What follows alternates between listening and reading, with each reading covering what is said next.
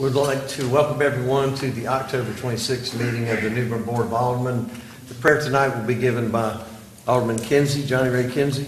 Good afternoon, everyone. Welcome to the New Bern Board of Aldermen. Ms. Sampson, would you come up to this podium and open up prayer for us, please?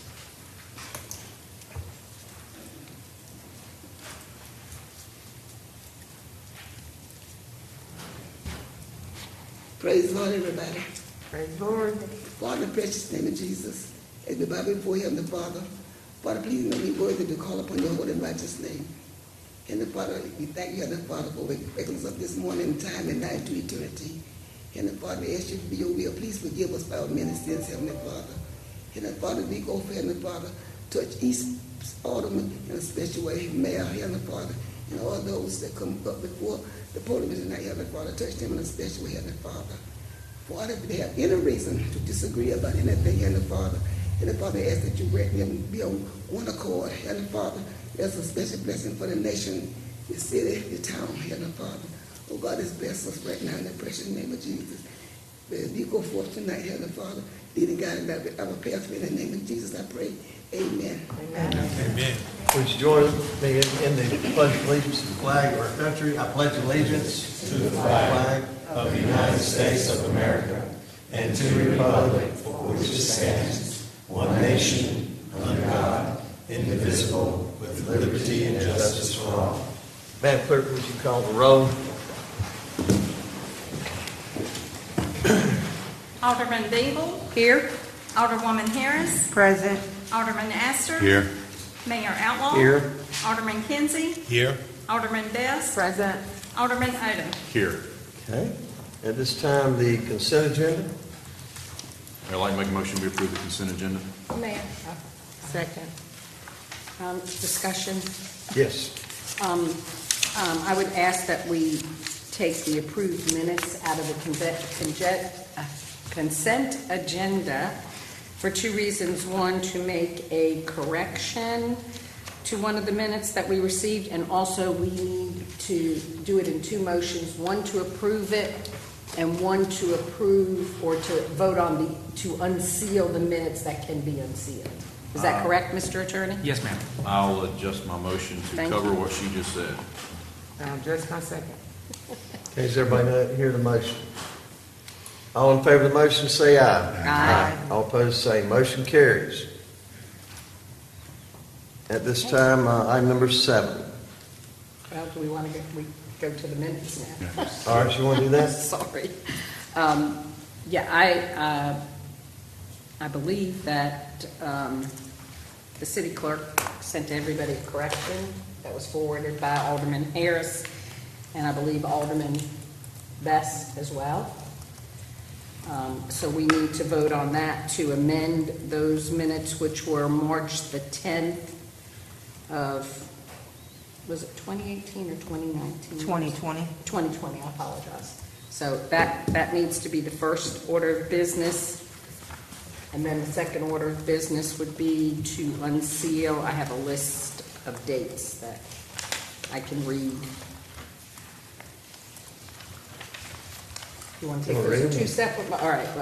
The unsealed dates would be starting at January 23rd, 2018, April 10th, 2018, April 24th, 2018, May 22nd, 2018, August 14th, 2018, November 27th, 2018, May the 12th, 2019,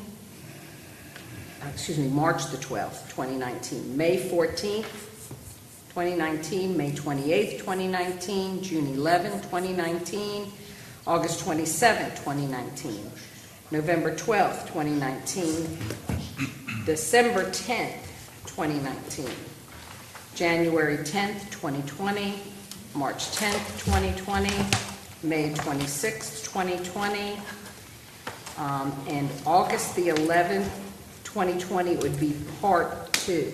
Part 1 was a personnel matter, which has to stay sealed, so it would be part 2.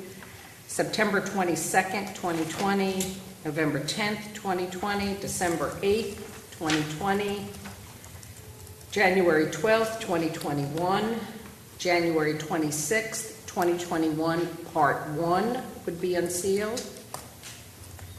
April the 16th, 2021, Part 1 unsealed. May the 4th, 2021, unsealed. And June 22nd, 2021, Part 1 unsealed. Okay. Sorry, that was a mouthful. That's everything that was in this, correct? This was given to me by the city clerk, so I would say yes. That was everything in our packet. Is that correct, ma'am? So we have a motion second. All in favor of the motion? No. What are we voting on? Well, there's two, a correction plus one to unseal, correct? Well, the first motion is to approve the minutes with the corrections. So all minutes. Was that made? Yes. What's the correction? It was emailed. Well, I don't have it. What's the correction? It says Alderman Harris requested additional language to be added to the March 10th, 20 closed session, and it stated that I agreed to move forward with the acquisition based on it being a backup plan, The acquisition of, the Stanley White property. okay. She added those minutes and updated and sent the what the new document would look like, and I'm not sure, I didn't see what Barbara's was. She did. I concurred with you. Oh, okay. So you want to make that two separate motions? Yeah. There's the motion to approve all of the minutes With as the- corrected, and then the second motion is to unseal those that you identified. Right. Yes, ma'am. So, need a motion. Let's have a roll call on this, starting with, Okay, so is it on the first motion or both of them why together? don't you, Do why don't you them make two separate He wants to do them motions? separately. Yes, ma'am. Did someone already make a You want to motion? make the motion? Yeah, I make a motion that we approve the minutes with the adjustment that the city clerk provided to us via the email. Second. And this is for the correction. Yes. Okay, well, I just want to state as a public member, elected official, I don't remember. I absolutely do not remember. Sorry about that. When meetings are running, closed sessions are running, notes are not verbatim, they're not contemporaneous. They are one's opinion in the form of notes of what transpired, and they are nothing more than written notes until they're approved by a governing board, and that's what we're fixing to do. But I guess that's one problem with waiting so long to approve minutes. I simply do not remember. I do not remember your correction or your addition, because I don't remember. So I guess I need legal counsel. Should I recuse myself, ask to be recused? Should I abstain? I guess just vote no. No would be simple. Can you give me some legal counsel on this? And you're going to have to give it to me as well, because I never remember that conversation taking place. So I have witnesses, so if you want to postpone approving these minutes, we can get them to come here and speak on It was it. in a closed session, wasn't it? Doesn't matter. I was in DC and I was outside and people were able to hear it. Uh-oh. Oh. So there were people privy to a closed session? Probably, yeah. And if you look at the phone records, you can FOIA them, you can see how many times Mark Stevens called me and what the information was stated in regards to that. Because I said it, and Ms. Barbara, were you there as a witness? Did you hear me say it, that it was a Plan B? Did you also? At the closed session? Yes. Oh, yes. Thank you. Yes, that's why I joined with you on that, because that was not put in the minutes that we received in that packet, and that was a part of that closed session. Thank you. And who heard? That's my other person right there. But you said you could bring witnesses. Yeah, I Forward. can. I can. Who shared the closed session with the I didn't witness? share any closed session. I'm out in public and people can hear. You guys decided to do a closed session while I was going in DC that year, and didn't let me know until I got to DC that we were having a conversation about the acquisition of Stanley White. Okay. Now what we do? So it takes a majority of the board to approve any particular set of minutes. So you can approve all of the minutes other than the ones that are being adjusted. That's one thing you can do, because that sounds unanimous. Then as to the second set, it takes a majority to approve, and others can refresh you to the extent you can be refreshed. If you can't be refreshed, you can vote against it. Well, I would make a better suggestion than that. Now that I've heard what I've heard in the last 5 minutes, I'd suggest, as our legal counsel, that you get with the Institute of Government and see how we should proceed with this. If somebody other than the board has been privy to a closed session, I think we probably want some clarification on that. I agree.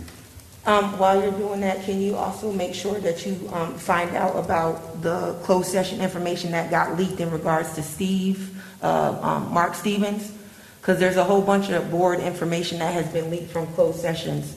So I'm trying to understand. We're moving forward again. We're trying to silence the voices of what's really going on. I know for a fact that I stated that I would support the acquisition of that property as a Plan B. And I've been saying that from day one, and it needed to be notated. I did not see the closed session meetings until Brenda provided them to me. I'm not saying that didn't happen, Alderwoman Harris. I'm just saying I absolutely do not remember. I'm just not. So, Mayor and Attorney Davis, at this point, when it comes to closed session, is there a general statute or some kind of law that prohibits us from having detailed minutes in a closed session? So that we won't have this issue again? Or recording them? Something, so we won't have this issue again. The solution is to have those at your next meeting. That's the solution that we'll be taking forward, is a very quick turnaround so that we don't have this time going by. That's the best solution. Okay. Madam Clerk, would you restate the motion as to if we want to proceed with that, or if that motion wants to be rescinded and a new motion made? Could you give us the motion? Well, I don't know that it's been split up yet. Well, no, Alderman Harris made the motion, and she made the motion. Just to approve minutes. To approve the minutes with the amendment. Is that correct, Alderman? Yes. That is correct. And I Alderman believe Best. Alderman Best seconded. Yes. And so I would like to, I don't know if I can make another motion or if we have to go through this one first, but I don't recall anything ever being stated that they would support the acquisition of the property as Plan B if FEMA did not approve the rebuild in the original location. I've thought I stayed on top of this FEMA stuff pretty good. I never recall that conversation. So I would vote no to approve another of the meetings, or I would vote yes to approve the minutes with the exception of that statement. Well, Alderman Astor, I'm not sitting up here bickering with any alderman up here. Okay? We're here to conduct city business.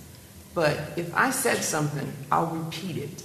And I said, and I don't remember the date as of today, what meeting we was here live, a city meeting, Board of Alderman meeting, where this come up about Standing White again. And I said to you, in that closed session meeting we had, if you had given us more details on the actions of the Standing White Rec Center dealing with FEMA, then I would have never voted yes to move forward with it for the new location. And that was discussed at a live board meeting. So, I mean, You also, in a live board meeting, thanked us for finding the location, the new location. Exactly. So I sure did. Still not knowing the preliminary, the whole ideal about, you were handling FEMA as you said? Yes, you were handling FEMA. Then, and I'm not blaming you because we're all human, we make mistakes.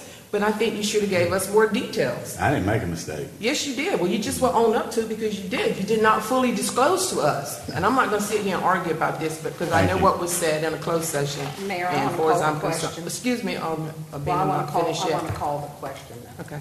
I'm not going to sit up here and argue with another board member about something because anything that we need to discuss, we need to do it behind closed doors, person to person, one-on-one. But I know what was said at that meeting and I'm going to stand by it. That closed session, March 9th or 10th meeting. March 10th. Let's have a roll call starting with Alderman Bingle. Again, we're approving the minutes with the amendment. correction? Approve the Okay. minutes with the amendment. Alderman Bingle? Yes. Alderwoman Harris? Yes. Alderman Astor? No. Mayor Outlaw? No? Alderman Kinsey? No.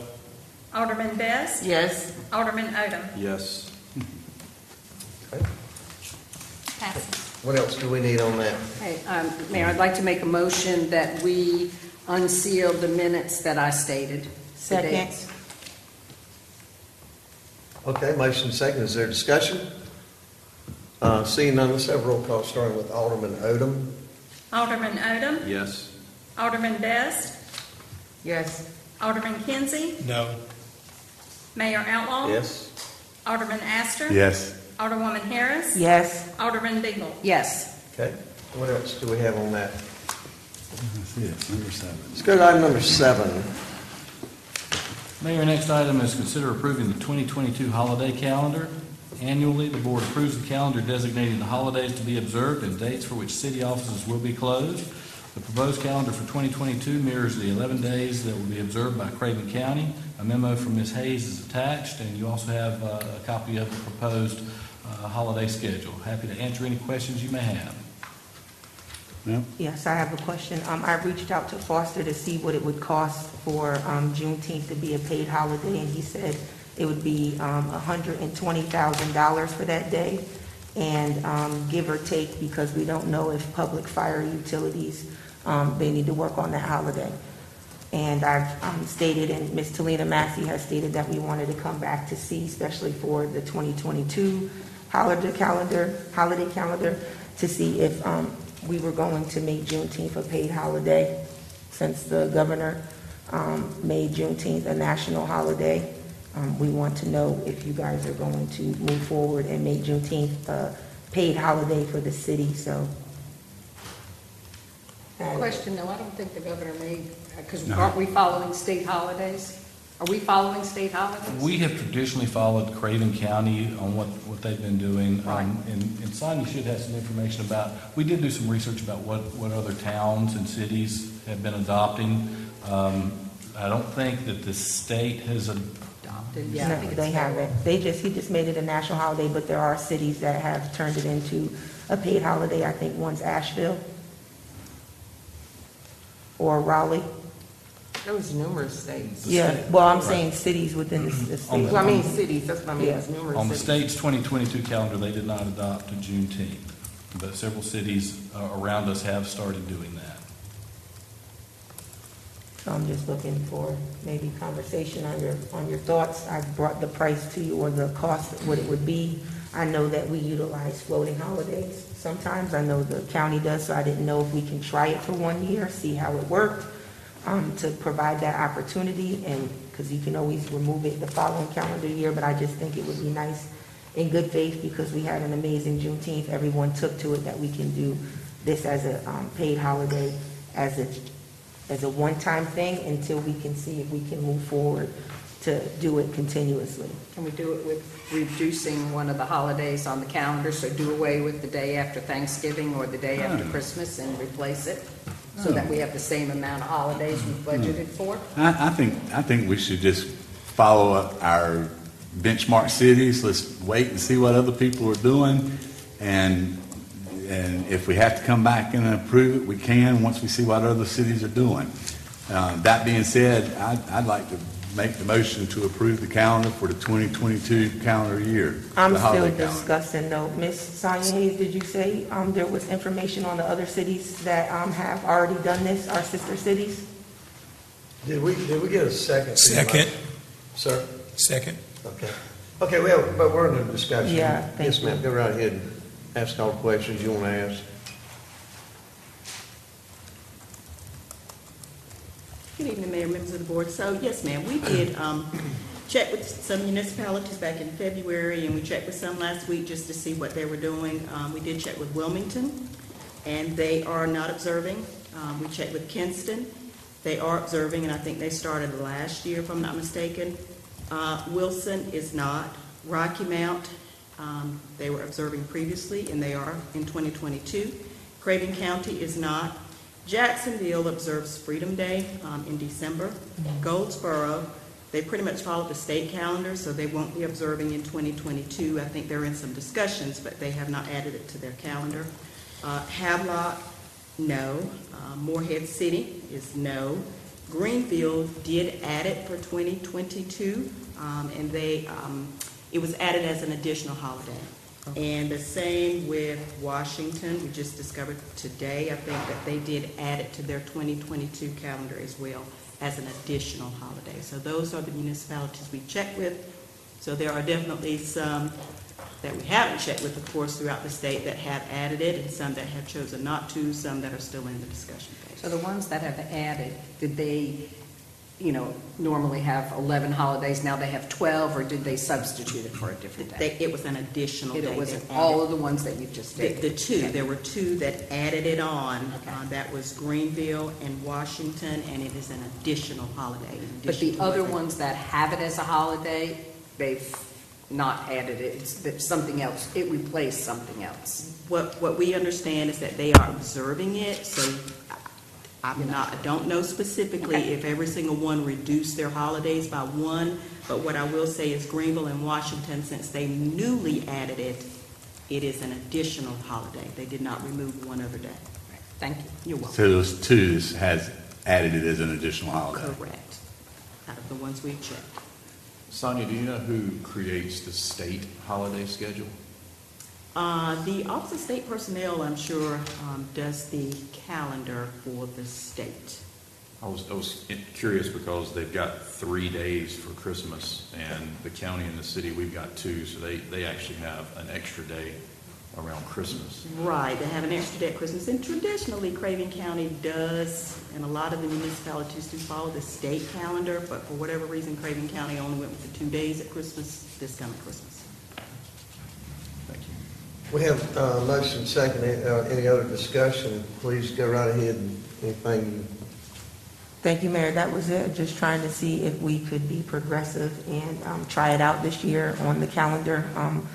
I know that when we're in conversations about different things that we want to do in the city about being progressive and upgrading and updating because things are kind of old. And I know that we look to our sister cities to be able to mimic what they do. I've always said I like to be on the right side of history. And I think it's important that we honor and respect what Juneteenth is. There's people and monies that have went in for the last, I've been elected almost 4 years, 4 to 5 years in regards to Juneteenth. And I just think that this is something that is also part of the diversity, equity, inclusion that we need to gravitate towards for the city of New Bern. And adding this year, which would, for the calendar next year, see how it works out and try it. If it doesn't work, then you remove it off the holiday, but let it be on there under the understanding that we're testing it out to see how it works for the city, if it's conducive or if it's just too much to handle. What about it couldn't work? I mean, you're giving them employees a day off with pay. I mean, Because you have try to- taking that away from them. Well, no, it's talking about the amount. It does not include the potential of overtime. So we don't know if on that day next year it's going to be more than 120,000 because we don't know about police, fire, or utilities. I still think that I'd like to wait and see what the other cities are doing and what the state of North Carolina is going to do before we add another holiday. So my motion stands.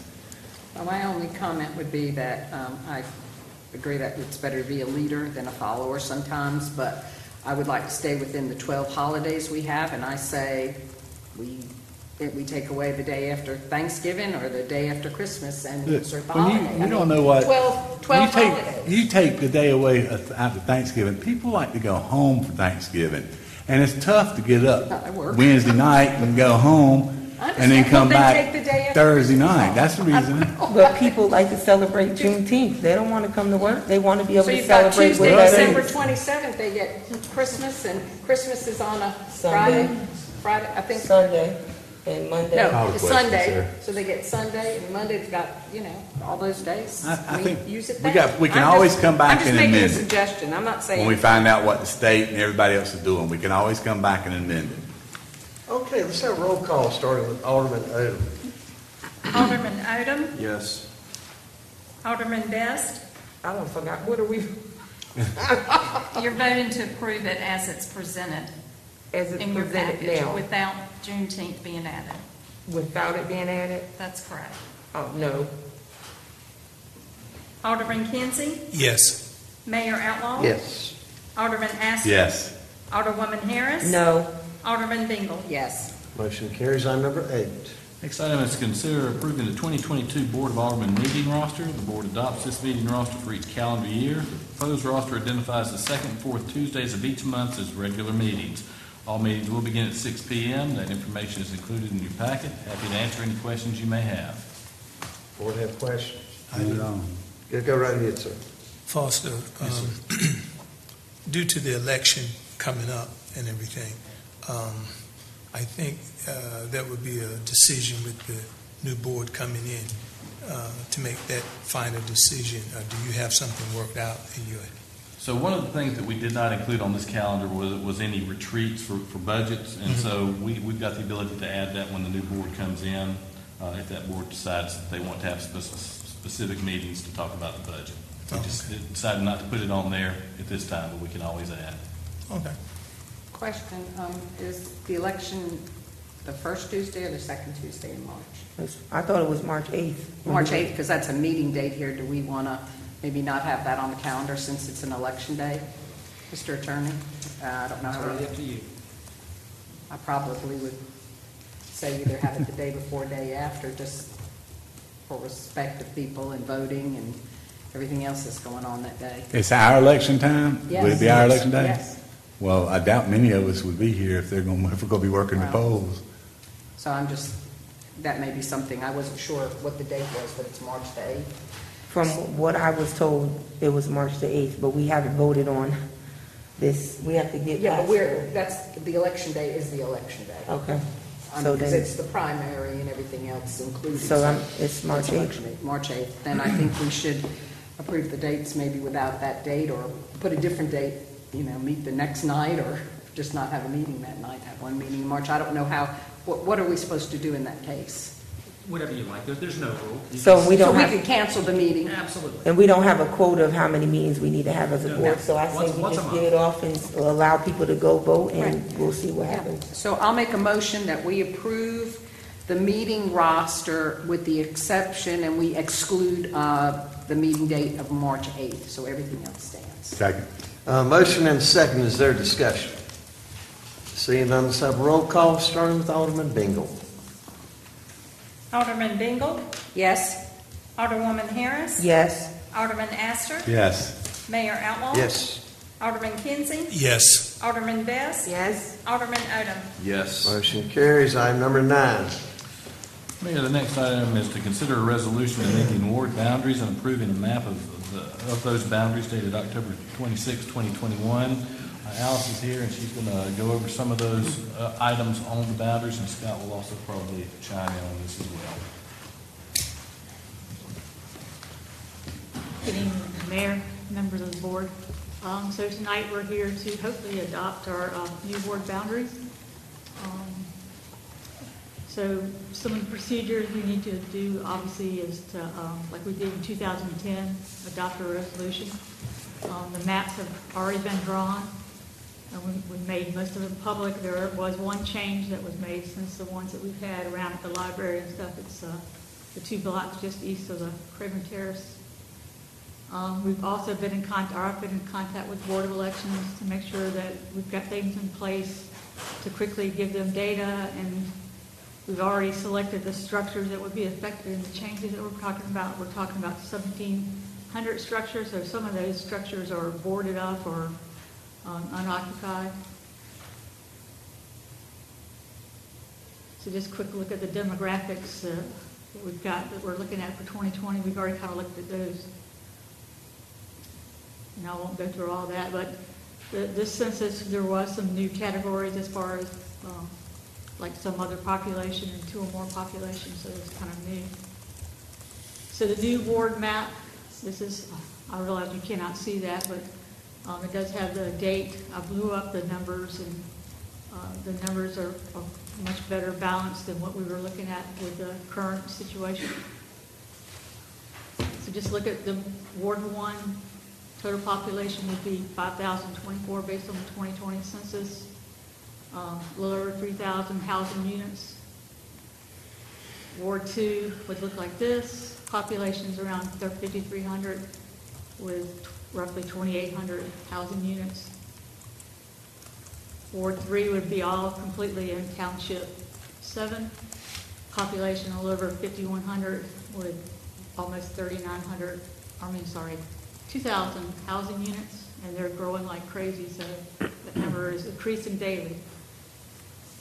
Ward 4, 5,400 population, 2,700 housing units. Ward 5, a little over 5,000 population, 2,400 housing units. And Ward 6, almost 5,300 population with 2,600 housing units.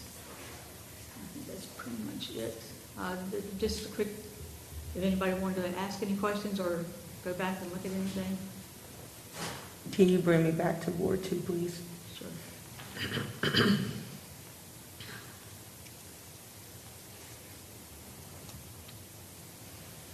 The spot where my home is, I can't see the behind it, but where does the line end for me? So you're talking about where you're... Right, where my Village home of the is the Wood- black dot or star, but moving back to where that line is, what's that? That includes the boundaries of Village in the Woods subdivision. Okay, thank you very much. And then it goes around Pine Tree. Okay, so that means the Pine Valley apartments will now be in my ward?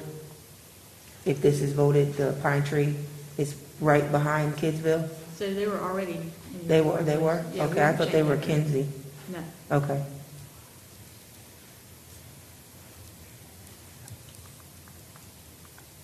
Any other questions?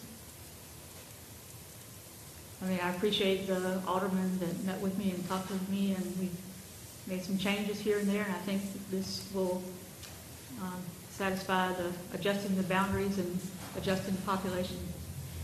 So Alice, I have a question for you. Sure. So with these changes, with, some of our wards getting additional residents, this information will be given to the Board of Elections? Correct. Okay. So we then- selected the addresses that would be affected. There's like 10 areas, I believe it is. Okay. Roughly 1,700 structured housing units. Okay. So like I said, some of those are boarded up or unoccupied, but we will send all of those, including the shape areas of those areas, so that they can double check against their voter registrations and make sure that those folks are notified. Yeah. Okay, so that those individuals are, those citizens are notified They should of be, their new change for as their alderman is concerned? correct. And we'll also put some stuff online to make sure that we have maps and that they can look by addresses to make sure what ward they're in as well. Okay, thank you.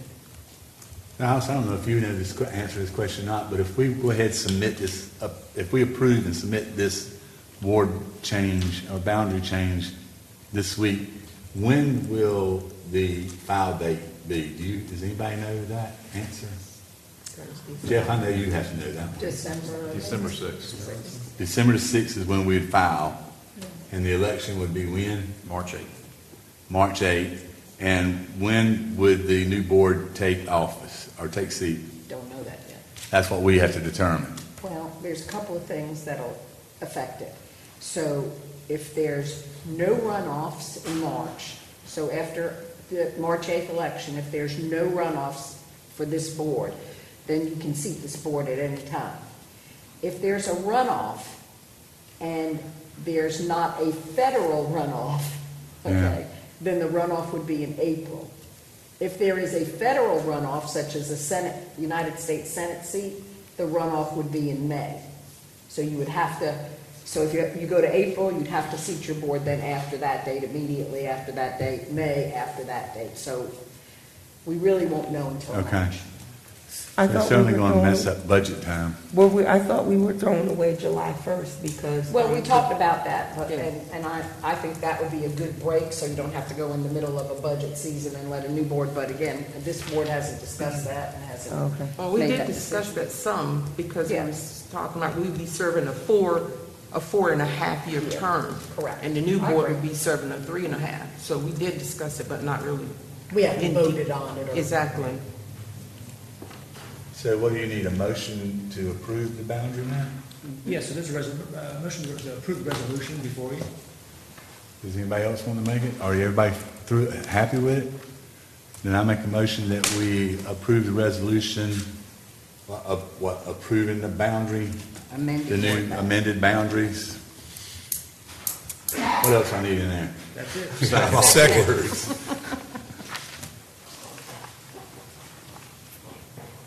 With the 2020. Okay, that's the motion. Was there a second? I did. Yes. Motion second. Is there further discussion? Seeing none, let's have a roll call starting with Alderman Odom. Alderman Odom. Yes. Alderman Best. Yes. Alderman Kinsey. Yes. Mayor Outlaw. Yes? Alderman Astor. Yes. Alderwoman Harris. Yes. Alderman Bingle. Yes. Motion carries. Alice, great job, by the way. Yes, Thank you thank so you. Good much for job, all your Alice, help. as always. Item number 10. Next item is to consider a resolution approving guidelines for elected and appointed boards, commissions, and committees using personal or official social media platforms. The city attorney discussed this information at the October 12th meeting. A few minor revisions have been made to those guidelines and are indicated in the red line version. Happy to answer any questions you may have. Does the board have questions? I'm not able to pull mine up, so. Mr. Scott, can you tell me what some of the red line versions are? Because for some reason, I'm not able to pull my stuff up. Yes, ma'am. Well, Starts right there. yes, ma'am. We made a clarification that on your personal social media pages, right? Not a page where you might be discussing a personal official page, but on your personal Facebook page, for example, where you're discussing your kids and your family and your vacations, to the extent you discuss city business on those pages, you've got to archive what you've done, and then you've got to make that platform available to the public, right? So please don't make that mistake. I know it's easy to do, but if you want to have your children and grandchildren and trip social media page for your close friends and family, don't discuss any city business. Scott. If you do, you've created a mess for yourself where you're going to end up basically abandoning that, letting everybody read it, and then doing a second page that you'll keep private. Scott, let me ask you a question, please. Sometimes the city will send out a job announcement, and I just share that on my personal Facebook account. Does that make it something? I don't think so. I would call it an advertisement. You're not. Okay, same as like the little carnival that Yeah. Parks and Rec, I just shared it. No comment, just shared it. Yeah, I think a generic piece of news, whether it's like the county, whatever they're doing, that wouldn't bother me. Okay. But if you had a tag that said, "I don't like this," Different story. now you got an opinion about a public matter. But as long as you make it public and you haven't blocked anybody, you're able to keep that as open and allow Yes. comments and Yes. discussion, If you- and then you just archive it and Yes. provide it to the clerk via You've got to email. archive it, and then you cannot exclude anyone Right, from your personal page. right. Perfect. And then then the only other adjustment was just to make it crystal clear, these are guidelines and some direction for you. These are not rules or laws or absolute procedures. They're just offered to help you help yourself. As I mentioned last time, I'm not with you at home to discuss public records laws, to discuss libel, slander rules. You're totally on your own with those issues. These are just things that I hope are helpful to you, and recognizing that if you get yourself in a jam, it will be getting yourself in a jam and not so much the city in a jam, right? Correct. City always gets drug into a personal problem. I guarantee you, Yes. if there is a personal jam to be in, the city will be with you there for a minute, but our interests will be different. Right. The city's interest will be getting it self-dismissed and getting it gone, and you'll be left to fend for yourself with your own legal issue. Scott, I have a question. If any of us comment on another post, a social media post, a page, anything.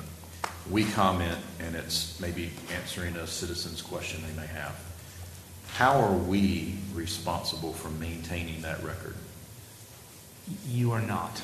You can't control, I was a bit more analogous to going on, if Channel 12 came to interview you and you shared all your thoughts about city business, that is not your platform, your medium. You're not in control of that.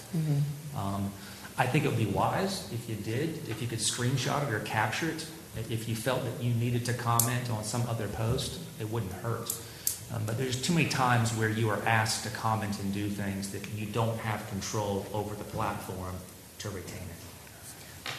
Scott, to add to what Alderman Oldham was saying in regards to that, because I'm personally trying to have an understanding on how we get to separate ourselves as Jamisha Harris from Alderwoman Harris. If I was to go and make a comment on another page, answering a question, should I do it as Alderwoman Harris using that profile or? Yes, right? ma'am. Because if I want to go and make a comment, say there's a business and I patronized it and I didn't have a good whatever, and I want to leave a review. Am I allowed to do that even though I represent the city as well when I'm sitting on this board? Am I allowed to have personal viewpoints on anything that goes on in the city, or do I have to wait till I'm no longer in office? If you, to your first question, if any of you, and I know you do, you need to be a good public servant, you respond to questions. I would encourage you to do that through your official sites to the extent you can. If you are an unhappy consumer with service that you got or the brand of car that you drive, I would not use your official site because that starts tainting the city and drags the city into a Ford Chevy dispute that we don't need to be in. Correct, thank you. Okay, one more question, because Yes, I ma'am. was asked. Sure. This is pertaining to you in regards to the city talk. Sure. Because this is not a policy or anything, she's not reliable or needs to archive any of the stuff that she talks about when it comes to city talk. She does. still has And to, it is even all if it's not a law. Yes, ma'am, and I'm glad you asked that question again. When I say that these are not laws, I simply mean that we are not adopting something that we have staff to go out and enforce and deal with. These are offered to you to be helpful to you individually. All of you can ignore all of this to your great detriment, because someone is going to be unhappy if you are violating the public records laws. You will be called on it. Gotcha. And if somebody drags me into it, I'm going to say they did it. The city did not do this. We don't have control over that platform.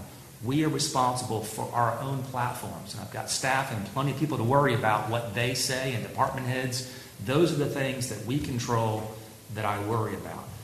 But when it's your stuff, these guidelines are here to help you. And that's why I mentioned to you early on, we're now one of 3 or 4 cities in the entire state that even has these guidelines. And I've struggled for a couple years about what to do, and I've erred now on the side of trying to give you some education so that if you find yourself in a jam, you'll at least have something to go by, which is better than nothing. Appreciate that. Okay, on item number 10. We need to. I'd like to make does anybody else have anything? Okay. I'd like to make a motion that we approve the resolution approving guidelines for elected and appointed boards, commission, committees using personal and official social media platforms. Second.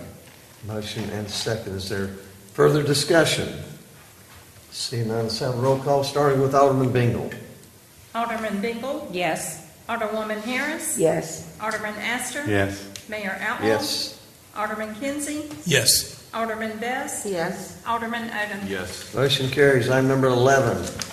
Mayor, next item is to consider a resolution approving a general warranty deed between Habitat for Humanity of Craven County, Stephen Wood, and Robin Powell, and the City of New Bern for 1707 Moore Avenue.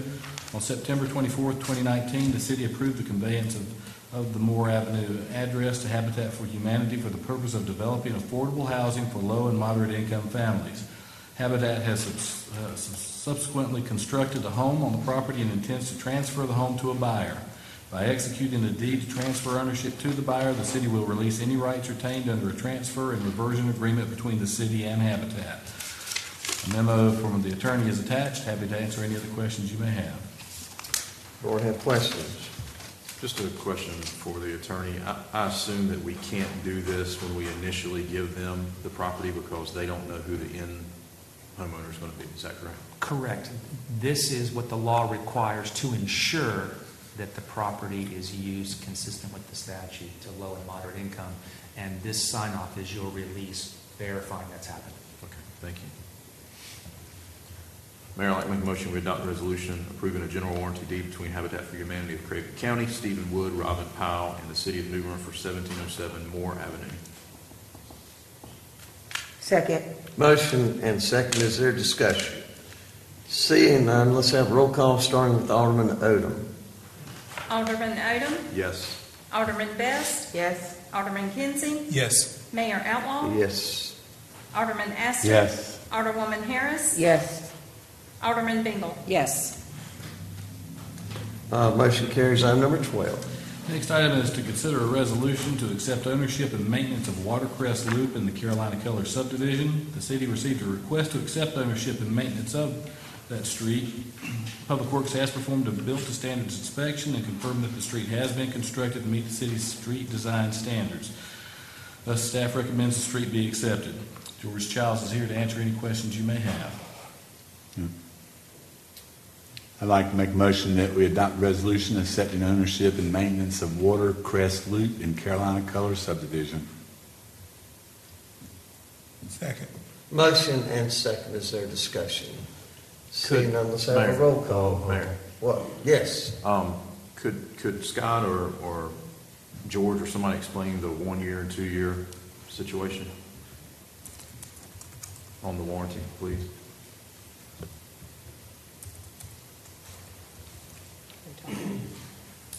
There had been some prior discussion about having the warranty period to be extended to 2 years when there was a stakeholders group with city staff and contractors and developers.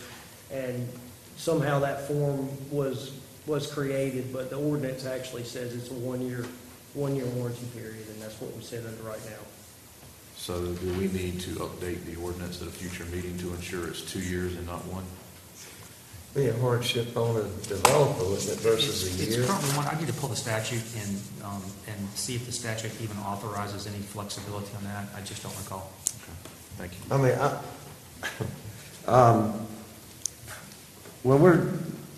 mean, when we're taking over these roads, if you take over a road too early, you got 30 lots, there's 2 houses, you got 28 more houses with concrete trucks and 18-wheelers and all kind of damage to your road that you're going to start maintaining. The damages, if there are some, would be between the developer and the builder if he didn't take the road over. So all these are different hypotheticals or absolutes in this case. So again, you got a 1 year warranty. If it's on a cul-de-sac, not a lot of traffic, a couple of potholes, whatever, patch them, be done with it.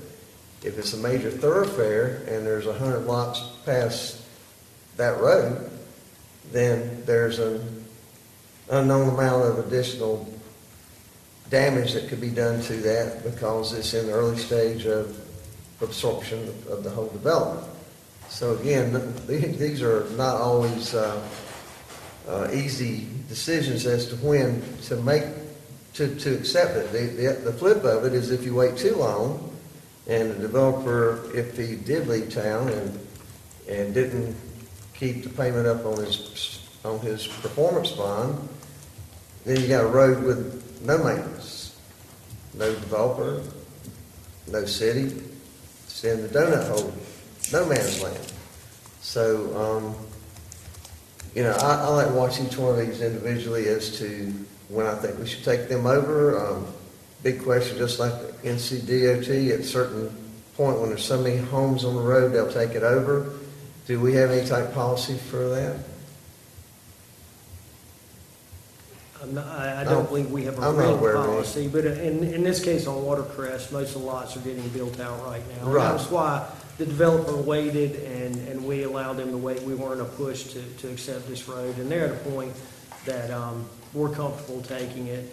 And I think we've come a long way, as you said, with the bonding and oversight of the bonding and actually the construction of the road where, you know, we're not ready to accept roads that are, like you say, Right. thoroughfares to construction sites. And I'm more belaboring this over the next one, which is Yeah, a I'm concerned relatively about the brand Weyerhaeuser new. one.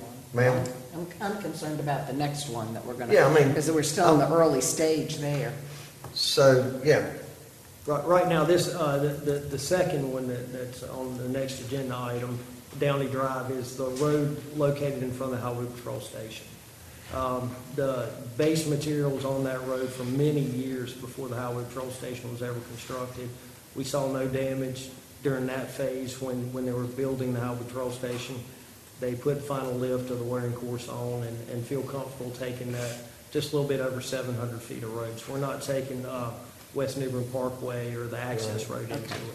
so do you think possibly some policy should be in place? Or, I mean, typically these developers do not come in until after the fact, till the construction is pretty much over. I just don't want to take a road over too early and the city be responsible for an unusual amount of damage because of heavy equipment, et cetera. And I'm going to have to second that with the mayor because we have roads, I've met with you, streets in different communities that need to be repaired. And if we take this over and something happens, we're putting money towards a newer development and not taking care of the old infrastructure, so. And I agree with you both on that as well. I don't think we need to take this ownership on too soon. And like I say, we do look at it and take that into consideration. It's not that we thought about this road lightly not to take it. We just feel comfortable with the construction and the state of this road and the time it sat before there was any construction on it, that it's held up during construction of a commercial facility. We don't see any reason why we. Because I know Alderman section. Astor and I have had some discussions about some roads out your way we've taken over, and you've got some issues there, don't you? With some damage to some of them? Well, yeah, there's some, but the damage that the roads that I was talking about are not city roads now. Okay. So, but Watercress Loop, I think there's only like 8 lots there, correct? It's a small little circle. And then are all the houses under construction? If not, there may be 1 or 2 vacant lots left in there, but it's just about built out. Okay. I had that same problem in Pinecrest when the developer went in. He said that he was going to come back and complete the road because they only do half to start out with, and that half was damaged. So to go back and put the other to complete the paving, the damage is already done. So now you have a half patch road. So I guess that's what the mayor's concern is, and mine as well, because I've actually have experience, and it taken them like 4 years to fix that street, and we gave them just that much loan to fix it. So what the length of time that you've been giving these guys? Well, I think in the last 18 months, we've come a long way in, 1, how we handle the bonding oversight of the roads, and 2, we have, in that 18 months, we've hired on an inspector that is actually watching all of these roads be constructed, from the pipes going in the ground to the boxes and subgrade improvements. And so we've got additional oversight on these roads as they're being built, which we did not have in the past. And I think that's going to provide as much of an assurance in the future as anything. So give me an idea when you said you're going to look at 1 year, 2 year, 3 years, 4 years? By ordinance, I believe 1 year is all that we're allowed to request a warranty on. Okay. Well, some of us on board, again, we're just trying to make staff aware that we do get calls from residents that are not, we don't maintain the road, the developers left, and we don't have anything we can assure them that we can do to remedy their problem, because maybe previous staff or elected officials were kind of not on top of the game here. We're just trying to make sure everybody has a safe, passable, safe road that city maintains when it's time for us to maintain, and that it's been built with high enough integrity as to where, you know, a reasonable wear and tear cycle of maybe 10 or 20 years as such before we have to go and do some major repairs to it or repainting. Mr. Davis, if the ordinance only allows 1 year from a warranty standpoint, we can actually manipulate that by delaying accepting a road until a certain point, correct? Within reason, that's right. Alderman Astor, with the, well, because you're familiar with it, did this meet the criteria for a fire truck and emergency vehicles? Oh, yeah, they would have never been allowed to Okay. build it if it didn't meet the ordinance. You can land a helicopter in that also. Okay. Yeah, I made the motion in a second. Okay, we do have a motion second. Is there any further discussion? Yes. Have a roll call starting with Alderman Odom. Alderman Odom. Yes. Alderman Best. Yes. Alderman Kinsey. Yes. Mayor Outlaw. Yes. Alderman Astor. Yes. Alderwoman Harris. No. Alderman Bingle. Yes. Okay, motion carries. Item number 13. Mayor, next item is to consider a resolution to accept ownership and maintenance of Downey Drive in the West New Bern development. The city received this request from the West New Bern development. Public Works has performed a built standards inspection and confirmed that the street has been constructed to meet the city's street design standards. Happy to answer any questions you may have. Well, as I recall, Alderman Best, you and I were out there looking at that drainage, and, I mean, that road's pretty well built, and I didn't see any issues with it. Did you? This is the one out in front of Highway Patrol. Right, but we're talking about a 1-year warranty, right? And that division, that particular area is not even halfway finished. This So- is, Mr. Childs, if you would, this is the road section, as I recall, right there in front of Highway Patrol. Correct. This little over 700 feet, from where you turn right off the West Newbern Parkway onto Downey Drive, it runs down in front of the Highway Patrol Station and I believe one other commercial lot right there. And then there's a dead end where it terminates, and that's the limit of our acceptance. Okay. And is it completely built up as well? The road, No, I mean, whatever, is it commercial property going in there, or is it? Residential apartments? There's one vacant lot, there's one vacant out parcel, and there is the Highway Patrol Station right now. And that's all that's in there? Correct. And that's all that's going to be in there? Yeah, for right now, that's all that's platted.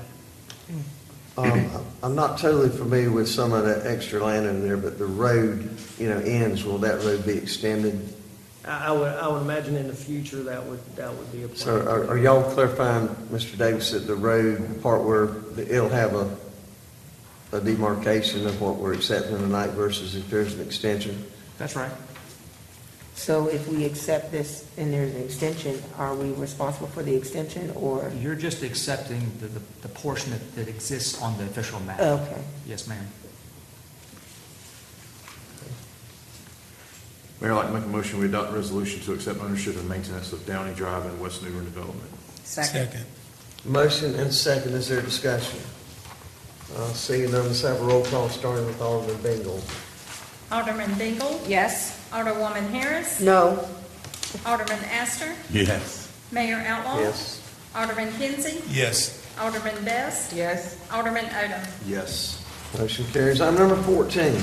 Mayor, next item is to consider a resolution to approve a change order with Trader Construction for the Hurricane Florence Cat A drainage ditch project within the Jacksmith Creek Drainage Basin. We're going to ask Mr. Childs to come up to explain this.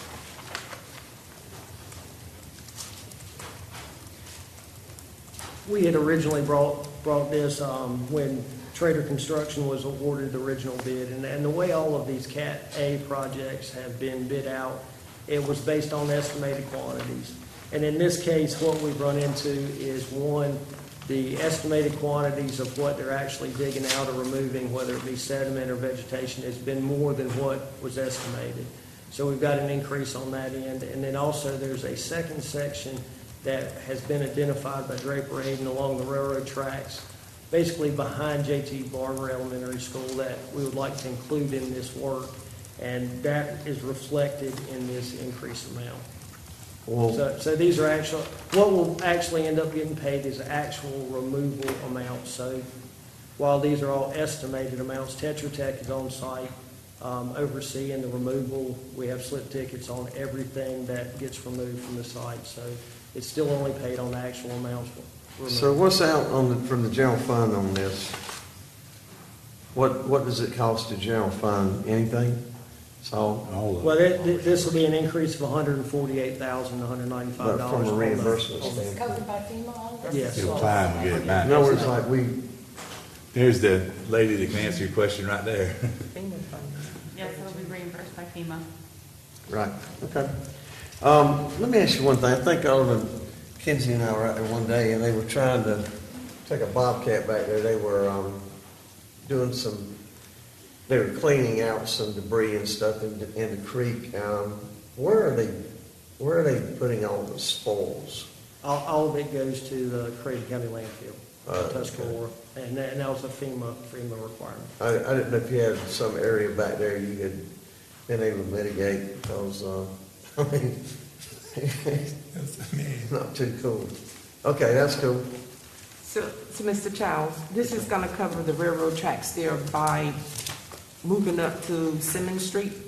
It's a little bit further down. It's closer to the section that's directly behind J.T. Barber Elementary School. There's one section of ditch in there that was not, they didn't see the amount of sediment in it until the first sections were cleaned out, so we had the consultants come back, reevaluate that section, and now we're including it in this contract amount.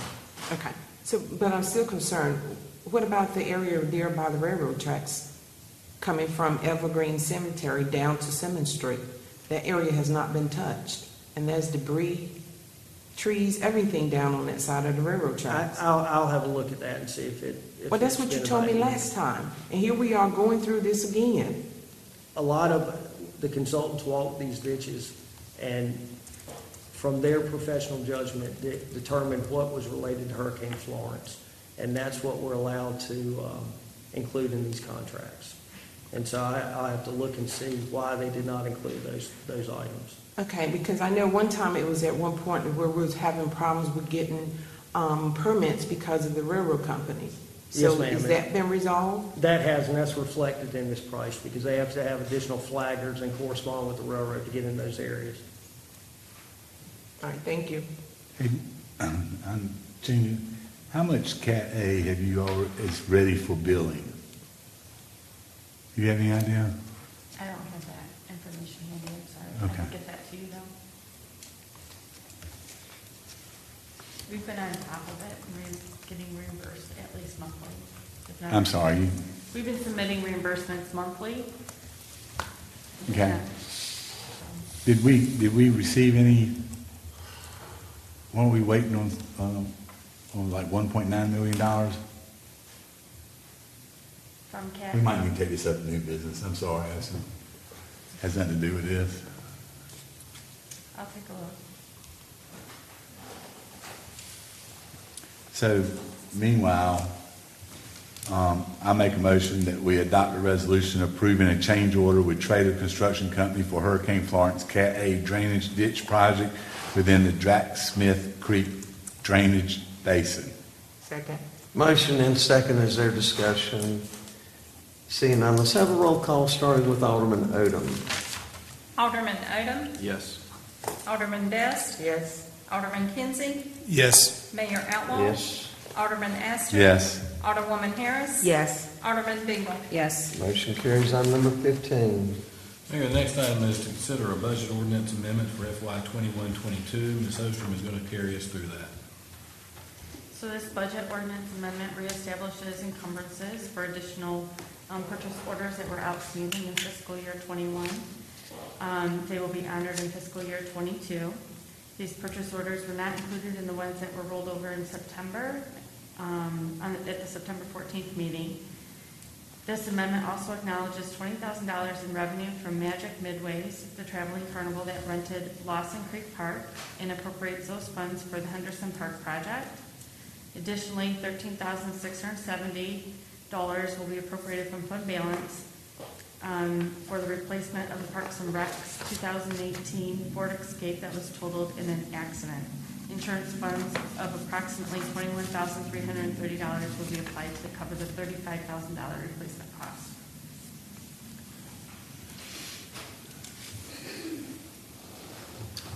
Mayor, I'd like to make a motion that we consider adopting the budget ordinance amendment for fiscal year 2021-22. Second. Motion and second, is there discussion? Seeing none, let's have a roll call, starting with Alderman Bingle. Alderman Bingle? Yes. Alderwoman Harris? Yes. Alderman Astor? Yes. Mayor Outlaw? Yes. Alderman Kinsey? Yes. Alderman Best? Yes. Alderman Odom? Yes. Motion carries. Item number 16.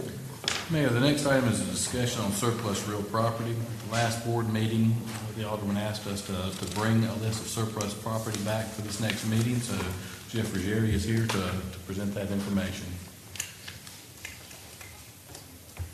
Does the board want that presented, or you I've got a couple of questions. go right ahead? Oh, you want to? Go ahead.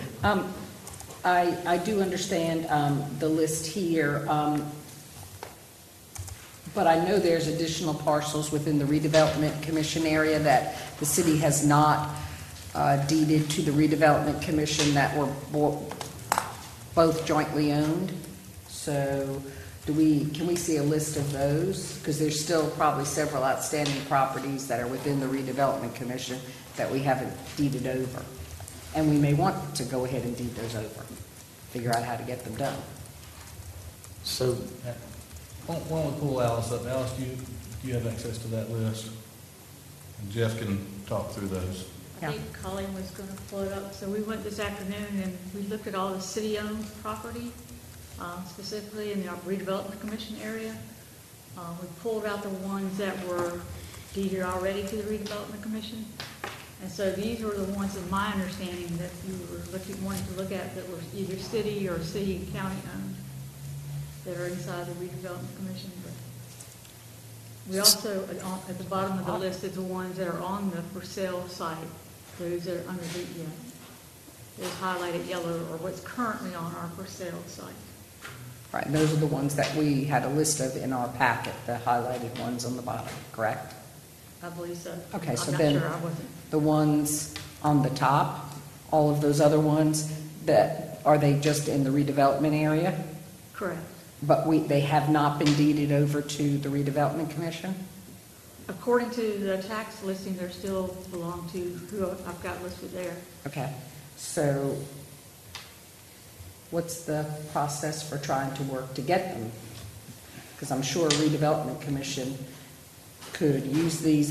Do we go to, I believe, Mr. Davis, you went through and pulled all the just city-owned ones out originally in that first batch we gave them, correct? Well, several years ago when this first came up, we did a scatter map of all the city-owned properties, city-only owned properties. And then from that list, you determined which ones within the redevelopment area you wanted to convey to the redevelopment commission, because it was not exclusive. It was some. Colleen, could you put the list down so I could see the top above the yellow line? That's what above the redevelopment commission area, because, these are all in there. Okay, go ahead. I'm sorry, Scott. So the only thing we took up in the past was which city-owned, and I say city versus city-county-owned. So which city-owned properties within the redevelopment commission should be conveyed to the redevelopment commission, and that was done. It was not every last lot. The Days Hotel would be a good example of several parcels that the board did not want to convey at this time. So that's been done. It is possible since then the city has individually acquired a lot or two somewhere in the city. That happens through donations sometimes. More commonly, the city acquires an interest in properties through tax foreclosures, and those are what we call city-county parcels, some of which are located in the redevelopment area. and we don't convey those to the redevelopment commission because it is peculiar to convey a partial interest in a piece of property to the redevelopment commission, now making them a partner in the property with the county. Okay. I have a question to So that. Go ahead. Oh, I was gonna say, if, is there a way to probably have a conversation with the county in regards to the ones that are in the redevelopment to see if they're willing to give it to us so that we can actually deed it over to the redevelopment? Because I think if we sell, or there's any way to sell them or turn them into homes, Right, exactly. that money can go back into the redevelopment, and that's less money that's coming necessarily from the Board of Aldermen, and it's a form of keeping them sustainable. Yes, ma'am. I think it's just a question of putting forth a solid presentation to the county to create a comfort level that they are conveying their interest in real property that will make a difference and be put towards some private use that generates a tax base or some public use that benefits the public at large. That's a conversation between the city and the county. So if someone wanted to purchase a piece of this property, they would come to the city and the city say, sorry, we can't sell them. Could they go to the county and say, we want to buy your interest? I mean, how does that work? Sure. I mean, I can't imagine the county's going to call me and say, What do you we want just to got do?" an offer to buy our 62.5% interest. Is the city interested in selling their percentage interest? And I'm going to say, I can go find out. So that's really a cumbersome way to do it. But it can be done. I know we brought this up before. I know Alderman Oldham has said on the board before, but I'm looking at some of these tax values. And I mean, we have properties that are like $10,000 for market value, and we just let it walk. I really understand you and really think that we need to revisit that we only do 25% because we're getting nickels on a dollar here for some of these properties. Like, I would want to get $10,800, or I would want to get $27,000. That money could be reinvested into the city. Question, Scott. The property that is already in the redevelopment commission's area, that's the property that they could sell, Yes, sir. okay? But it has to be deeded from us over to them in Yes, sir. order to do that, Yes, sir. okay? I would see if we can get the county to support the initiative that it's going to be sold to people, or, I mean, deeded over to the redevelopment and allow them to deal with, you know, the process of, can they actually make their own process in regards to whether they take 25% or tax value, because they're a whole governing board. I think that would be a great idea, because But they also have to get your permission in the end. okay. Well, I think it's a good idea if we can get these properties to the redevelopment, because it's a form of income coming in. I'm willing to even help facilitate, maybe talk to a county commissioner to see if we can't get some discussion going to get a list of these areas and see what they'd be willing to work with us on so that we can give them to the redevelopment commission. Just, Scott, for curiosity's sake, so I see that these are jointly owned by the city and the county, but some list the city's address as the owner's address and some list the county's address as the owner's address. Is there any reason for that? No, So it's not that I'm aware of. Okay. Alderman Odom? Scott, in your recollection, has the county ever not given up their interest for No, property? No, sir. When there is a sale.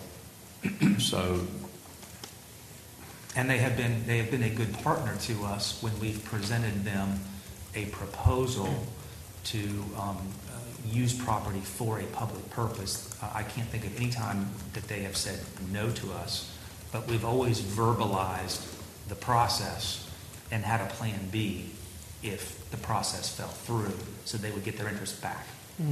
so one of the toughest things I've had to learn to deal with being on the board in 8 years is how slow things move in government. Is getting the county to agree to this so this can be deeded over to the redevelopment commission just going to delay this process for 3 months whenever we could go to the county and they could just, a memorandum of understanding or something to say any property we have in the redevelopment commission is fair game. We will not object to a sale to it, so we can go ahead and get this property, if it's not legally deeded to the redevelopment commission, at least let them all be open. If I remember correctly, when this board voted to put a halt on selling property in redevelopment commission, I think I voted no against it. And so the redevelopment commission has now been in place for 2 years. And we've still got property that has some value and some benefit that could be used, and we don't have it advertised or open for sale. So my question is, taking out any strategic properties that we may need for easement purposes or drainage or utilities, can we get that list and then open that up and say it's fair game, and then we can have that debate of the 50% or the 25% or whatever that is, but just get it out there so these properties can be in the private sector and maintained by somebody else. Because I don't think the county, do they help split the cost when we have to go cut the grass and maintenance? They don't, but my recollection is, and I'll rely on staff, that outside the redevelopment commission, those are available. Right. It's Right. just inside. Right. And that's where we turn to the redevelopment commission for some guidance, because you may not know if they have plans or projects where they're targeting those lots and expecting to get them at some point. But I thought we said we were going to hold off on advertising or selling any of these until the redevelopment commission got established. Yes. And that was a couple years ago. So Yes. now we've sort of moved on from that, and it's taken us 2 years to get here. But I want to see whatever we can do to expeditiously make the community aware that these properties are available, and redevelopment commission as well.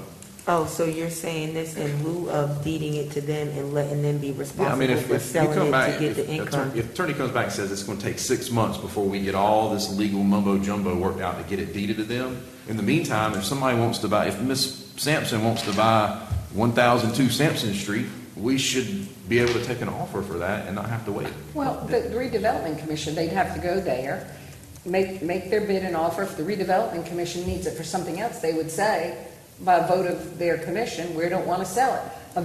Eventually, it still has to come back before us, doesn't it? Right. Yes, ma'am, and that would be a way to do this. If somebody wants to make their pitch to the redevelopment commission and get their approval, then you could rely on that and let the county know that you would be a yes. That's a good idea, too. And to make it even simpler, you could then appropriate the net proceeds from the city's share back to the redevelopment commission and keep things even easier. See, that's the main goal for me, is Yeah. creating an avenue to be able to put money into the redevelopment, because they're doing good work right now. Yeah, I totally They haven't agree. had to really tap us, because I they've been. totally yeah. agree, and that was the whole idea, in giving them these properties so they would have a source of income. So do we need so are we going to have this list and advise that people can go before the redevelopment commission, or how It would might you be like more to efficient to handle have the this? redevelopment commission look at that list and put a hold on what they believe they're going to be, well, there's two ways to do it. One way is to put a hold on what they have plans for. The other way is just let everybody that wants to bid go to them first. That Well, could be yeah, that's probably kind of frustrating. complicated. I thought we Yeah. tonight were probably going to pass a policy that, we were going to ask the attorney to pass a policy that county-owned / city-owned properties be added to the redevelopment commission inventory, but I've heard 3 or 4 other things here now. Well, that's what I was here for. I was in support of getting it I was in support of it, and these properties being transferred over to the redevelopment. Commission, as they should be. And the issue is not a legal issue, it's a political issue. Well, and I think that's where that policy decision would come into play, wouldn't it? That if we decided to make a policy that the city, county properties be added, and then somebody go to the county and get the blessings. Obviously, the upfront is that the county has to take a gamble that they have asset value here, but it's very marginal, and that hopefully, because the redevelopment commission can do things we can't do, i.e. impose a 12-month, you have to build on it or it defaults, reverts back, clauses like that we can get some improvements built, which will increase the ad valorem tax base. I thought that's what we were doing. Yeah, I agree. I agree too. So whether or not you want to put the policy decision first, or if you want to go talk to the county first, either way, we need to do one or the other. I'd say somebody go talk to the county first and get their blessings, but it needs to be properly decided exactly what model we're going to offer them as to what we want. We want to give these lots with county, city owned to the redevelopment commission, and we want them to find suitable buyers that are going to build houses. That work, they're going to develop them or use them. You know, we've had other instances where people are extending their lot sizes. I think that's been a good thing and provides for different things. I just think it's important that they have these tools because it's a money maker. It's a revenue generating opportunity for the commission. Right. I mean, and it puts them back on the tax rolls. Okay, so because here's, right now they're not paying taxes. So if they do get put over, transferred, are they able to make a policy that they take tax value instead of, okay. They can make any policy they would like, but at the end, the Board of Aldermen must approve all sales of real property through the Redevelopment Commission. Well, I'm for what the mayor said in regards to let's get it on, let's get it moving so that they can if get the board deeded. wants to give the manager direction, the manager can go meet with the county manager, or the mayor can go meet with the chairman, I'll make that aldermen. motion that we give you direction to meet with the county manager about taking properties within the redevelopment area to the purview of the redevelopment commission to open up for sale and development. And they would review it, put it out there, and anybody that's interested in any of those lots would have to seek the redevelopment commission first, who then would eventually come back to us for a sale. Now, if they're going to give property away or do something else, that would be a whole different situation. But would not also, if it's a city, county owned, Mr. Davis, wouldn't the county also have to approve, or just the city approve the sale? Yeah, we're not communicating. Okay. All right. Well, if we're getting talking permission. about the county giving away, just like the city giving away its entire interest in these lots, and the redevelopment commission will own, in fee simple, the entire lot. The only touching point thereafter is they have to say, "Mother, may I," to you before they sell it. And you say yes, they sell it, and the money goes in their coffers, the city money and the county money, because you no longer have any interest in those lots. They're conveyed to the redevelopment commission. I got you. But it's still good because they have to come to us for us to say yes or no. We made that when we did the redevelopment, so we're not losing. It's the statute. It's the right, law. but because we all have a clear vision and voted unanimously for the redevelopment, I'm sure, like you said, we partner with the county. This is good to pass this on so that we can get money flowing into the redevelopment to redevelop the Because redevelopment right now, area. the county's getting zero right now. And we're getting zero. And we're getting zero. This potentially, by the sale of it, would put it back on the tax roll, so the county will eventually get some money. Yes, ma'am. That's a win-win. But we're having to do all the maintenance on the property, too. Yeah. Well, the redevelopment. It's really the city. True, but We're doing doesn't public that come out works. of the redevelopment budget, though? No. No. So how does it not, okay. So if we have properties in the redevelopment area that need to be cut down and they are their own board, why is the city still responsible for giving up the responsibility? Just being helpful. Yeah. Okay. Working together. Okay, so we don't need any action on this other than you're going to meet with Mr. Vice. Correct. Mr. Odom wanted to speak. Oh, sorry about that, sir. No, she had made a motion and she didn't get a second, so I was going to make a motion to make sure that the direction was clear on what we were going to do. But if staff is clear, then good. Yep, we're good. Well, go ahead and make a motion if you want to. I'd like to make a motion to direct city manager to meet with county manager to discuss the potential of the county giving up their interest in real property owned within the redevelopment commission to the redevelopment commission. Second. Motion second, is there discussion? Seeing none, all in favor of the motion, say aye. Aye. All pass. Okay, let's go to number 17, appointments, Mr. Odom. None tonight, sir. Alderman Best. None. Alderman Kinsey. None. Alderman Ashton. None. Alderwoman Harris. None. Alderman Bingle. None. Okay, attorney's report. One item, Mayor, members of the board. I jinxed all of this last Tuesday evening. I had a lovely and thoughtful meeting with the Stanley White Recreation Center Committee, where we talked about the design, build, construction methods, taking your direction from several meetings back. The very next morning, I want to say promptly at 8 o'clock, I got word through a colleague that the federal statutes may conflict with the state statutes, the federal bidding statutes may conflict with the state and preclude us from using that construction method. Since then, through this morning, I have reached out to every state resource I have, every federal resource that we have as a city, and I don't see a way forward with that process. The statute is clear that we can get a waiver to use that construction method, but finding that brave soul at the state or the federal level is probably not going to happen in the time frame that we need to get any traction to make this move any faster. And I've reached out to everyone across the state that I can think of who can be helpful. Folks that have spent careers doing just this issue. And for whatever reason, North Carolina's state statute for design build that was adopted in 2014 is unique across the country. Typically, the federal bidding statute will accommodate the state design build statutes. But the federal statute requires that price be a factor in the decision. And in North Carolina, we have what I call a beauty contest with design build. We have to send out a request for qualifications, and we pick the most qualified, and the law precludes us from looking at price or discussing price until we pick the winner.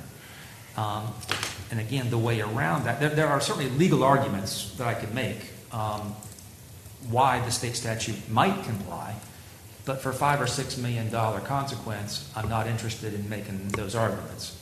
I'd much prefer to have a federal waiver, and the waiver process, in my view, would perfectly accommodate the reason that we're trying to move faster. But the folks at the state and the federal level are doing a lot of head scratching. They appreciate the issue. They see the legal arguments, but I'm just not confident that we're going to find someone to address this issue. It's going to come to a head in the next 6 to 12 months because the ARP, all this ARP money is going to be publicly bid money, and a lot of local governments are going to want to use the design build statute, but that ARP money is going to be tied to the federal bidding statutes. So everyone in North Carolina is going to be jammed up over having access to those funds, but not having access to the design build methodology. So I won't be surprised in the next 6 to 12 months if we get some direction from FEMA or a waiver, but I don't know that it's wise for us to be that test case and spend our time trying to get a waiver when we could have gone the traditional route and bridged that time. So Alderman Odom, do you have a question? What did I just say my last comment about government taking so long? So Scott, we can't wait another 6 to 12 months. What are our options? Do we go to the designer that came up with the schematic and we hire them to do the full? Well, we have to follow our state statute as to, this would be the traditional construction method. We follow the state statute, the Mini-Brooks Act, to find the most qualified architect engineer to design the project.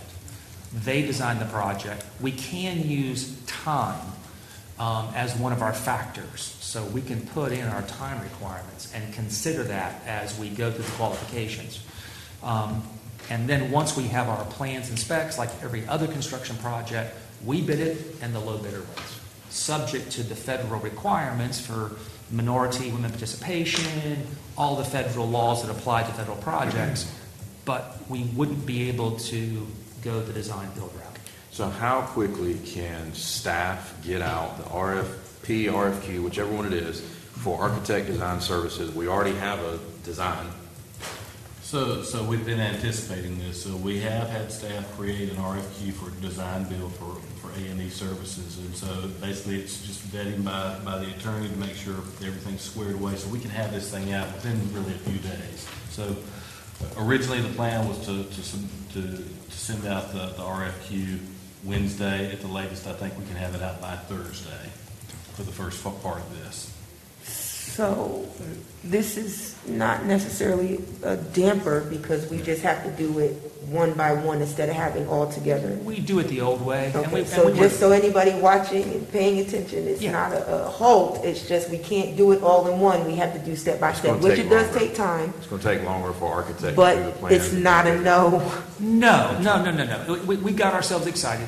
But we because can put a time limit on it, like you said. Sure. Okay. Yes, we were optimistic that we could save 6 to 12 months, and that's not going to happen now. However, we can certainly move heaven and earth to go through the traditional process as fast as possible. We One can put a last time question. frame on that, can't we say the request must come back in a certain amount of Yes, time ma'am. to be done in a certain, we Yes, can ma'am. put time Is frames. there a Yeah. letter that Yes, could be ma'am. sent to Yeah, I mean, FEMA I or? just wanted to ask, so we know that the waivers are going to come because of the American Rescue. Maybe Now, not. we got the attention right now. I think we should go ahead and proceed with the way you're suggesting, but we have the attention right now of Congressman Murphy and Senator Tillis on this building. And Congressman Murphy especially has been in contact with the head of the PA. And I'm not so sure as if we shouldn't, while you're getting everything ready, if we shouldn't ask him if he could get us a waiver. We have everything ready. We were expecting to release the RFQ tomorrow morning at 8 o'clock. So we are ready for the design build process, and we'll be ready Thursday for the traditional process. And we can pull that. If we got a call, Well, we could release the RFQ Thursday and still pull it a week or two later if we got a waiver between now and then.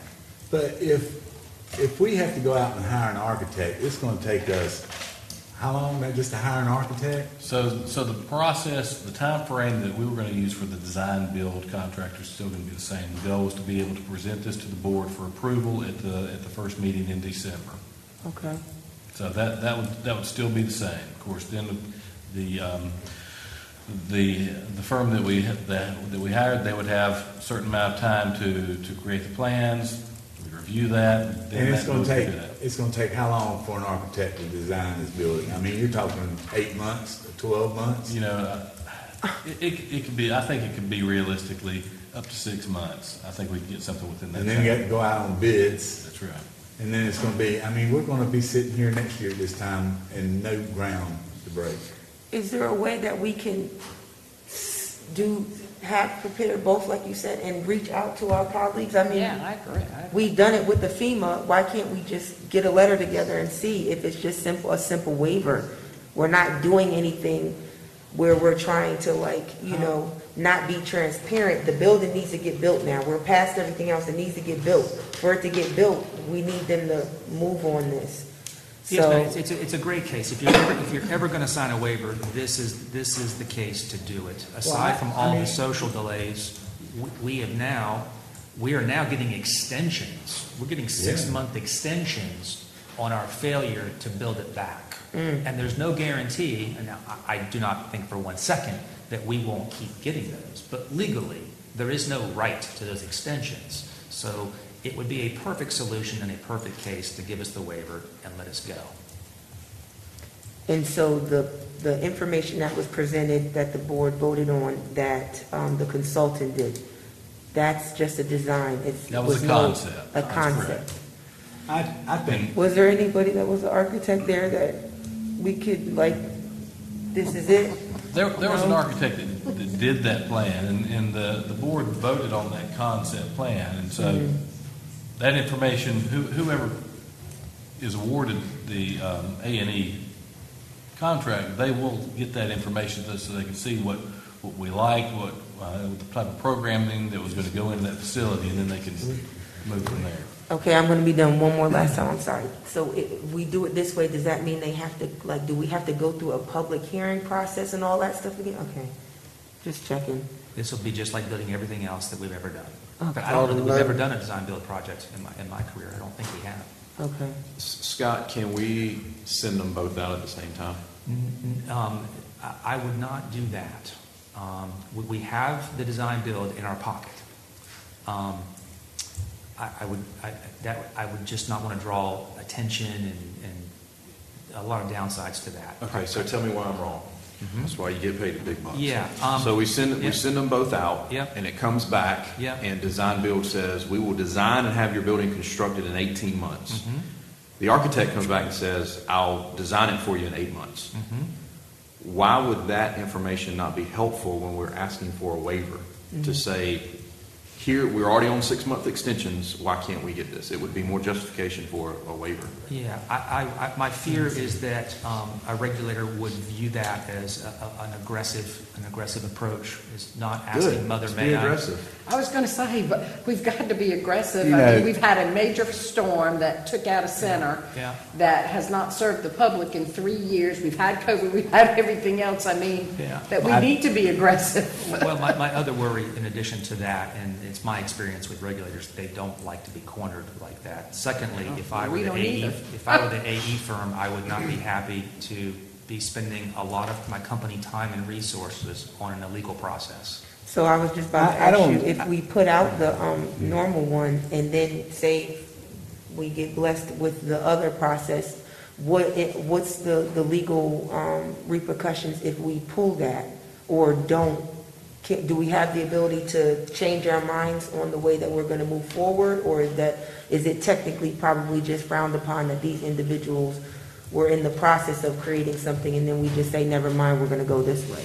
Is it more of a political thing than? I don't think it's helpful to pull something Okay. that you've gone down the path and companies have resources. And I agree. I don't think you're going to have anybody that's going to waste their time on something they know is illegal. You know, they're not going to do it. No, I'm saying However, the normal one. I think personally that go ahead with the RFP or Q or whatever you call it. Go ahead with that, but in the background, I mean, we could give it a couple weeks. Sure. I mean, Sure. I really do think that if we got Wayne involved, got the congressman involved, explained the situation, this building's been gone now for over 3 years. We're ready to put it back. We got an architect that's a part of a design build company, but some stupid law says we have to have a waiver. How quickly can we get this waiver? And it might be that, I mean, I'm telling you. Or even a decision that it's okay statewide. Because I can tell you a couple schools in last month, the reason I came onto this is a couple school boards were going down the exact same path that we were going down. And the question got called. And those schools had to stop their projects and go the traditional method. And so the question is going to get called, especially with ARP money. So it'd be more helpful to just get a decision, a determination that the North Carolina statute does not violate the federal statute. That would solve every problem for everyone across the state. But we need somebody at the federal level to put that in writing. And until we get Or that. give us a waiver. Right, and so we're just sitting ducks, so we need to I just go think ahead it's and worth going regulate. after a waiver. Just, huh? I think it's worth going after trying to get a waiver. I mean, we've got the PA. It's a good people. case. Well, Aster, do you think that we should go towards the waiver and wait before we put any No. RFP or Q up? Because No, let's if- don't stop the process. Let's just go ahead and go. It's I mean, if much- we're gonna get a waiver, we'll know in a few weeks whether we're gonna get it or not. It's much easier to stop the traditional RFQ for a traditional AE firm. That's a Okay, kind of a that's what I garden was variety asking experience. earlier, is, Yeah, okay, that's- is it we just frowned pull upon? it. Okay. Just pull it and that's that.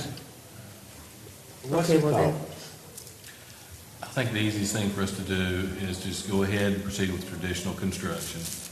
At this point, you know, I'd hate for us to start down one path and then we stop, and that sends a message to the firms that were interested in this, that, oh, they can't make up their mind, now they want to do this other route. And so I think the preferred route will just be the traditional method if we Okay. just move forward. I agree with that. and not try and get a waiver to do it faster? I think we need to look at that because we probably will have some design build projects coming up with some of the ARP funding. So yes, we're definitely going to pursue that. We will address that at some point or another in the next few years.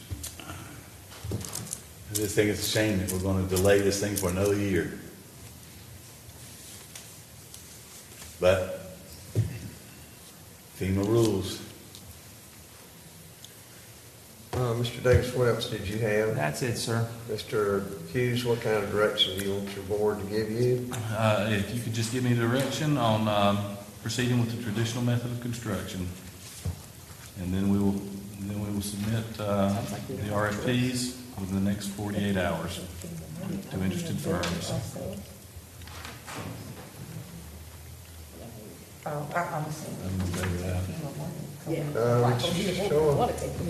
Show of hands of those that want to proceed with the traditional architect. I feel like we don't have a choice. I Yeah. want to do that, but I feel like we don't have a choice. Right. So, But I hope that we can like at least send a letter, because I think we all agree, because if it can change, like you said, all we can do is pull it. Right now, we're just putting it out there. It may take a month for someone to respond, we don't know. And in that time frame, we can get a waiver and then do design build. So I don't think we should give up on the waiver. That's all I'm saying. But I'm gonna do what the board wants to do. When you send that RFQ out, what methods do you use when you spread that out?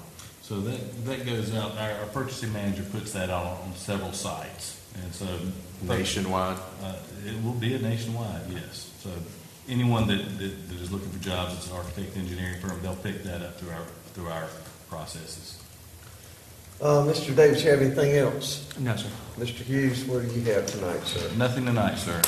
Okay, new business, starting with Alderman Beary. New business? oh, I'm sorry. I thought you said it was me noted. I was just hanging out. I have a couple of things. The first thing is, I'm sorry Mrs. Sampson has already left, but November 5th will be the one-year anniversary of the death of Commissioner Sampson. And I've been approached by his family asking that in honor or in memory of his one-year anniversary that we do a proclamation proclaiming the Saturday of Memorial Day weekend as Commissioner Johnny Sampson Day. They would like to have a celebration in their neighborhood and invite their families, a reunion of friends, and ask that we celebrate his life by that proclamation for that date. So I'm just putting it out before the board to see if it is okay. You know, usually when we do proclamations, the mayor puts it on the agenda. So they have asked me to bring it before the board. If that be the case, then I'd like to have it at our next board meeting, which would be November the 9th, and the family, you know, would have it for his one-year anniversary, but it would proclaim the Saturday of Memorial Day weekend, because I believe that's his birthday that weekend, and they would like to do a celebration. So what is the board's pleasure on that one? Amen. I Yeah, support it. Sure.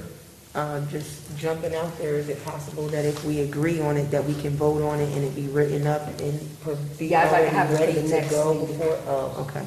For the I was next saying if we could have it ready before the 9th and it's Oh. already done, so that So they you have have it for it? the 5th. That would be fine. I didn't know what the process was. Is that possible for us to be able to agree and vote and know that there's going to be a proclamation and already have it handled and provided to the family for the 5th? That's okay, Scott? Okay. Well, then, I'd like to make, if it's okay with the board, I'd like to make a motion that we authorize the mayor, and I will work with you, Brenda, to get all the information. Authorize the mayor to sign a proclamation celebrating the Saturday of Memorial Day weekend as Commissioner Johnny Sampson Day. Second. Motion and second, is there a discussion? And it will be provided to them before November 5th? Yes. Yep. All in favor of the motion, say aye. Aye. All opposed, same. Motion carries. Okay. The second item I have, I see Bob Brinson out in the audience, and for the past couple of days, I want to let the public know that Bob is a member of American Legion Post 539, which is led by an awesome young woman named Liz Hartman, who I have the utmost respect for. And they have taken on the mission of cleaning the headstones in the Greenwood Cemetery. And what they did is they identified, originally it was about 43, I believe, and Bob, come up to the Mike, because you can answer the questions. It was originally 43 headstones of veterans that are buried in Greenwood that have, no attention paid to them, and the stones were dirty. This group got together, got the correct cleaning solution, cleaned it, and found another, 60? Not another 60, Okay. we're up to over 60 now, so a little over 20 we found. And so go on Facebook, and, I know you shared the post, but you could see the before and after of these headstones. So now they've identified who the veterans are in this cemetery. This information is now being given to the New Bern Historical Society and the Find a Grave Foundation so that people can locate graves of family members, which is so important.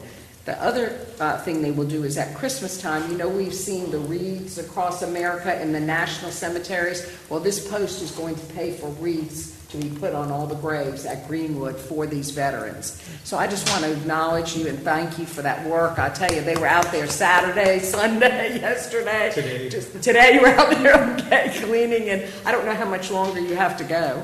We actually finished them all today. You finished them all today. But we're planning on going back out there tomorrow, getting GPS coordinates for each veteran, and that's what we're turning over to the Historical Society and the Find a Grave so that you can actually go out there and find them. Would you also mind making sure that the Parks and Rec, Ms. Veronica Maddox, is the keeper of the graves, and she's the one that does all of that for the city, and we've had so many problems in the past with trying to identify grave sites in that cemetery that would be a big help, and I just, again, applaud you and thank you, and your group and the American Legion. Post 539, a little advertisement for them for taking on that project. I think it was awesome. Thank you so much. I think that's awesome. Thank you. Yeah, I thought it was a great thing, and that's all I have, so.